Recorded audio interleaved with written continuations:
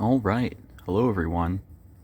It is time for basement fire alarm test 35 and bedroom fire alarm test 25. As you see by the title, I'm doing a double feature to celebrate the holidays.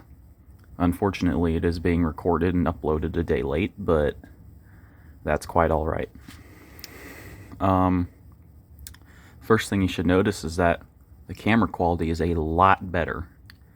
I actually got a new phone for Christmas, so you're seeing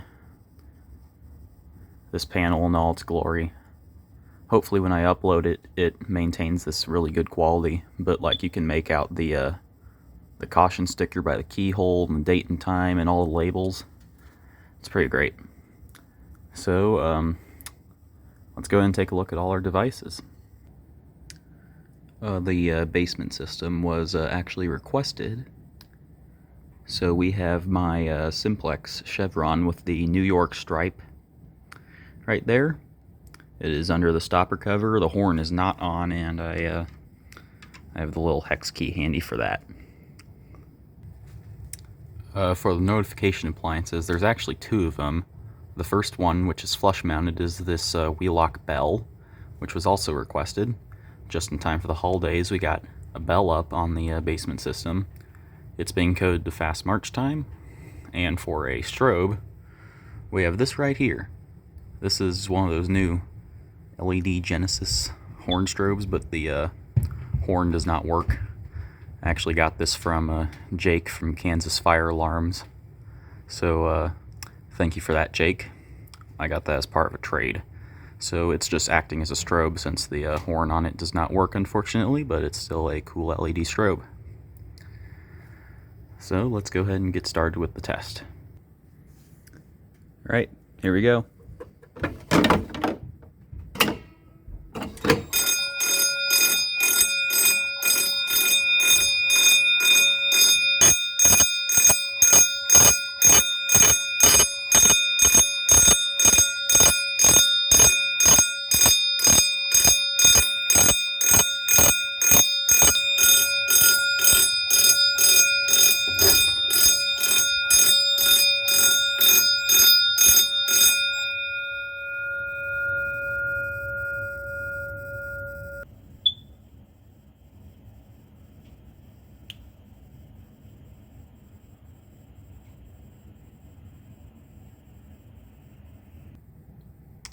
Alright, so apparently when I pulled the pull station, the stopper actually locked itself back on when I let it down, so we'll lift it up again real quick.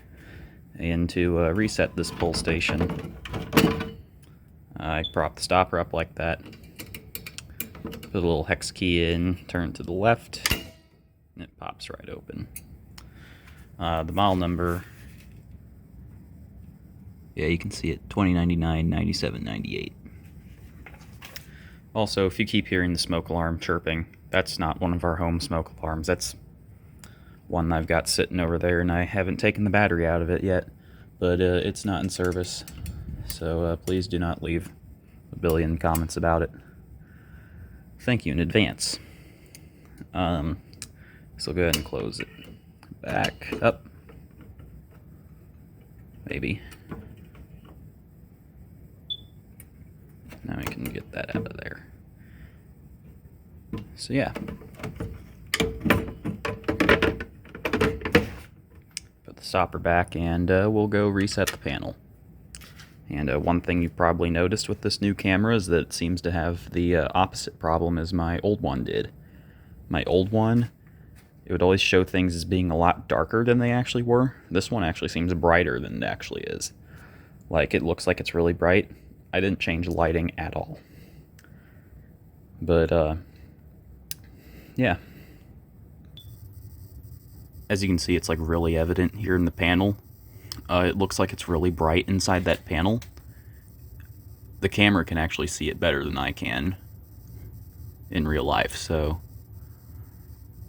yeah, this camera has the opposite effect as my old camera did.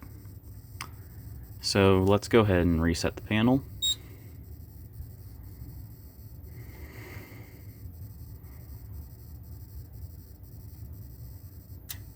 And we are reset.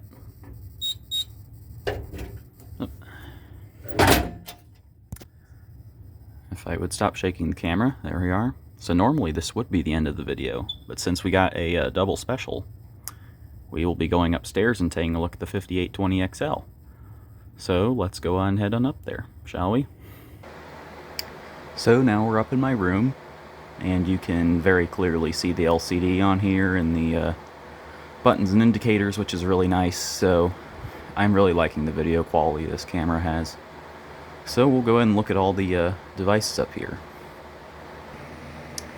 The pull stations aren't really terribly festive, but they're being exposed quite nicely by the camera. I can't stop talking about the amazing camera this thing has. But on the left we have a Notifier NBG12L, and on the right is an EST SIGA 278 that has been converted to conventional. We'll be setting both of those off today. So let's go look at the notification devices. And as tradition in the fire alarm community states, we have chimes on the bedroom system.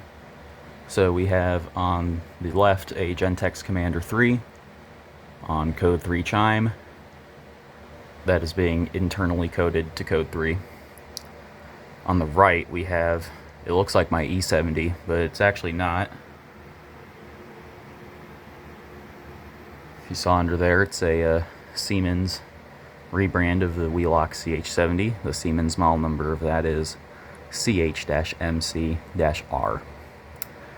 I tried to tune these so that they would be slightly harmonic and sound kind of cool.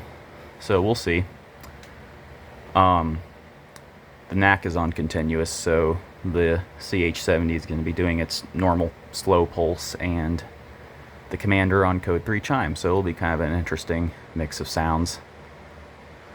The conventional smoke detector, we have my System Sensor 2400, or one of them, and we have the same addressable smoke detectors. We'll go ahead and give the emergency light a test. Looks pretty nice. I think we'll set off one of the addressable smokes today, because why not? I never do those. Maybe the 2400 as well. Not really sure. But let's test some devices. Alright, so for a change, we're going to start with the smoke detector. And I think we're going to do this upper one right here. So, I'm going to grab my magnet on a stick. And hold it right there.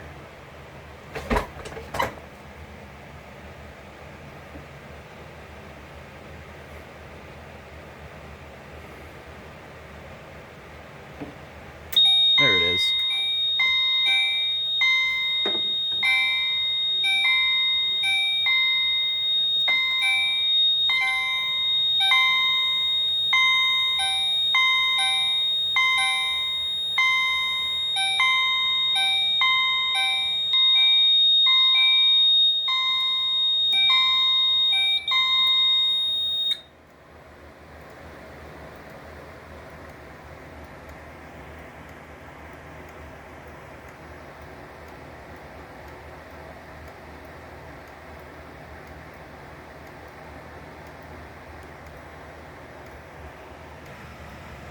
And as you can see, that detector went into alarm.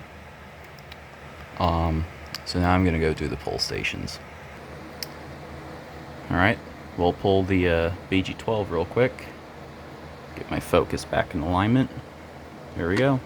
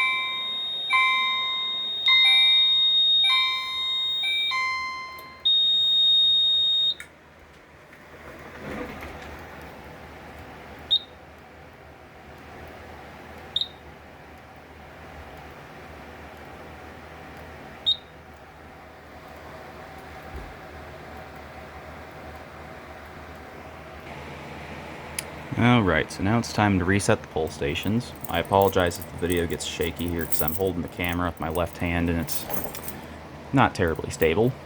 We'll start the BG12. Put our notifier key in, turn to the left, open, you don't have to flip the switch up. Close it back, turn the key back, and you're all reset. And with the EST pull station, it's a little bit more complicated. Get a Cat 45 key, it says fire alarm on it.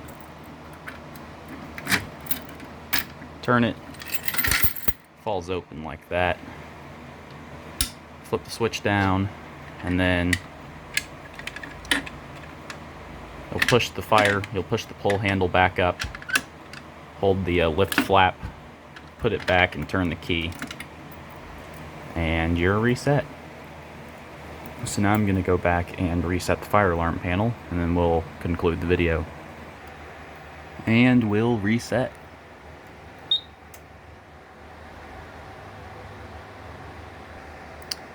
So that is the end of today's video. I really like this new video quality. Let me know what you guys think. I really like using this new camera. I can actually pause the video for my jump cuts instead of like having to create new clips. So this whole video has only been one video file with all the jump cuts edited together by the camera itself. So then I can just upload this straight to YouTube, so that makes things much more convenient. So I think this might actually be my longest video on this channel. So, as always, thank you for watching. Be sure to check out the links in my description. Thank you and have a great day.